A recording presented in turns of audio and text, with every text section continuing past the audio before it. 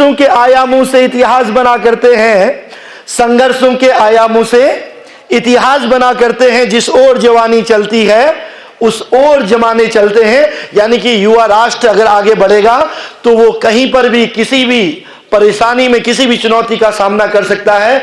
तो आज पूरे विश्व में युवा शक्ति के रूप में भारत उभर रहा है। आज चाइना हो या पाकिस्तान, अमेरिका हो या रशिया, सबको पता है कि हिंदुस्तान के साथ मिलके चलना है, क्योंकि पूरे विश्व में आज हिंदुस्तान का युवा, चाहे डॉक्टर के रूप में हो, चाहे इंजीनियर के रूप में हो, चाहे आईटी के एक्सपर्ट के रूप में हो, हमारे हिंदुस्तान का युवा सबसे आगे है। और देवभूमि की बात करें तो देवभूमि की अगर हम बात करते हैं तो हम हिंदुस्तान का 1% हैं। कहते हैं कि ये वीरों की भूमि है, ये देवों की भूमि है, मां गंगा की भूमि है, और ये सैनिकों की भूमि है, ये उन माओं की भूमि है। भले ही हम पूरे हिंदुस्तान का 1% हैं। हिंदुस्तान की आबादी अगर 125 करोड़ है तो हमारी आबादी 1.25 करोड़ है, लेकिन 1.25 करोड़ इस देवभूमि के लोगों में लगभग हर परिवार का, लगभग हर मां का बेटा, किसी का पुत्र, किसी का भाई, किसी का पति इस समय देश की रक्षा के लिए सियाचिन से लेकर कश्मीर तक देश की रक्षा के लिए, अखंड भारत के लिए अपना सर्वोच्च न्यौछावर करने के लिए खड़ा है।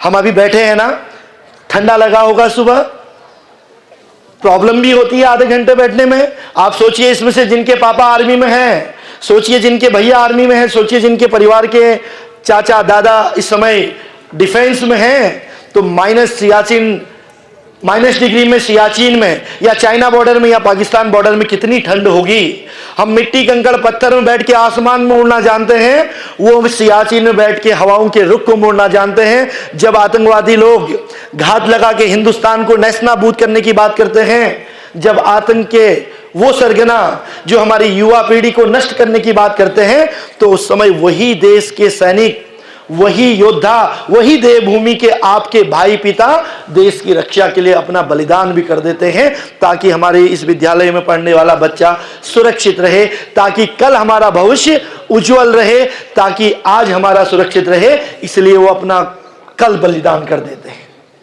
मैं अपने भैया बहनों को कहना चाहता हूं कि ये महत्वपूर्ण बातों को इस विद्यालय में बैठा हुआ बच्चा, 6 क्लास का बच्चे को इसलिए ध्यान देना है क्योंकि कल उसने एनडीए क्वालिफाई करना है, कल उसने आगे जाना है, कल उसने इतिहास रचना है। अगर उसका आज मेडिकल, अगर आज उसका फिजिकल, अगर आज उसका बॉडी लैंग्वेज, अगर आज उसके आचार विचार अच्छे होंगे तो उसको आगे बढ़ने से कोई रोक नहीं सकता। तो जब हम युवा हैं, अच्छे हैं, संस्कारित हैं, तब भी प्रश्न चिन्ह कहां है? आज क्यों पाकिस्तान लगातार, आपको देखा कि लगातार, कल आपने 3 दिन पहले जी न्यूज की एक वीडियो वायरल हुई थी, आपने देखा, आपने फील किया, एक छोटा सा 3 साल का बच्चा अपने शहीद पिता की अर्थी को देखते हुए उनको जोर से कहता है कि पापा पापा करके उनको उठाने की कोशिश करता है। उस बच्चे को ये नहीं पता कि उसके पिता अब लौट के नहीं आएंगे। आपने वो रील देखी होगी कि किस तरह से एक मां का सुहाग मिट गया, किस तरह से एक छोटा सा बच्चा अनाथ हो गया, किस तरह से एक बूढ़े माता पिता के बुढ़ापे की लाठी टूट गई।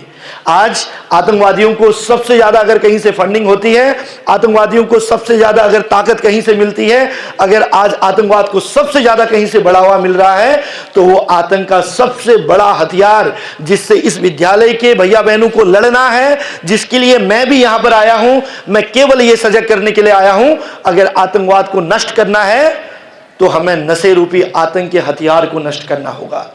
अगर आपको किसी शहीद का सम्मान करना है, अगर सेना के शहीदों के प्रति सम्मान रखना है, तो आज इस देवभूमि उत्तराखंड सहित पूरे हिंदुस्तान में सबसे बड़ा आतंक का अगर कोई हथियार है तो वो नशे का आतंक का हथियार है।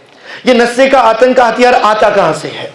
ये किस तरह से हमारे इस क्षेत्र में भी, जहां पर हम रहते हैं, चंद्रबनी आईएसबीटी में भी एक एक घर में ये नशे का आतंक जा चुका है। जाने अनजाने में, अट्रैक्शन में, दोस्ती में, जहां पर हमें पता नहीं है कि यार ये गुटखा खैनी तंबाकू से धीरे धीरे बच्चा स्मोक कर बना, और स्मोकर करने के बाद वो कब स्मैक में, कब इंजेक्शन लगाने लग गया, कब स्मैक लेने लग गया, कब वो और नशीली दवाएं लेने लग गया। कहने का मतलब यह है कि कल तक जो बच्चा ताकत बन सकता था, अपने पैरों में खड़े होके भारत माँ की रक्षा के लिए अपना सर्वोच्च दे सकता था, आज उस बच्चे का ना फिजिकल अच्छा है, ना मेडिकल अच्छा है, ना उसका शरीर ही अच्छा है। और आज अगर पूरे भारत या देवभूमि में सबसे बड़ी क्राइम की कोई जड़ है तो वो है नशा।